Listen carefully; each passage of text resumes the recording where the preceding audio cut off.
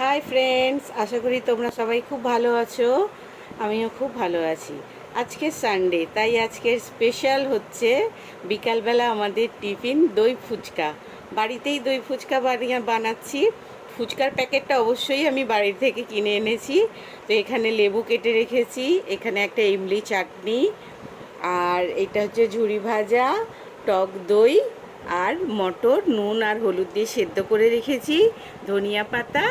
আর ওখানে যে পাউডারটা দেখছেন, ওই পাউডারটা হচ্ছে জিরে, ধনিয়া, গরম মশলা দিয়ে একটা মানে তাওয়াতে শুকনো করে আর গুঁড়ো করে নিয়েছি, মানে ফুচকা মশলা এটা তৈরি করে নিয়েছি।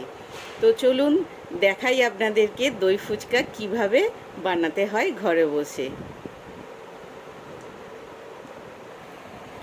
দেখুন, প্রথমে একটা ফুচকাকে আমি একটুখানি ভেঙে নিলাম, তার মধ্যে সেদ্ধ করা মটর, আর তারপরে ওর মধ্যে যে মশলাটা করে রেখেছিলাম ফুচকা মশলা, ওইটা ভাজা মশলাটা একটু দেওয়া হলো। তার উপরে দই দিতে হবে, তবে দইটা কিন্তু আমি চিনি আর নুন দিয়ে ভালো করে ফাটিয়ে নিয়েছি।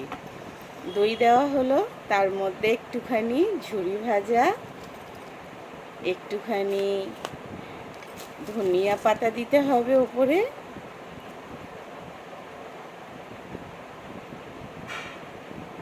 অল্প দিলেই হবে, যে যতটা ধনিয়া পাতা যদি বেশি খেতে ভালোবাসো বেশিই দিতে পারো।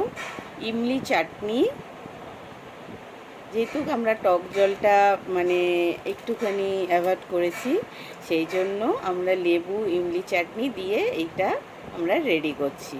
কেউ যদি তেঁতুলের টক খেতে চাও তাহলে তেঁতুলটা একটু জলে গুলে একটু ঘন করে গুলিয়ে নেবে, গুলিয়ে নিয়ে তারপরে দিয়ে দিতে পারো। এবার এর মধ্যে যাবে একটুখানি আবার দই যাবে, ওপর থেকে আবার 1 চামচ দই দেব আমি,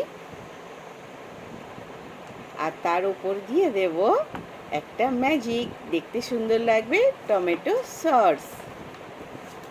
এরকম করে বানিয়ে খাবেন, দেখবেন বাড়িতে দই ফুচকা অপূর্ব সুন্দর লাগছে দোকানের থেকেও।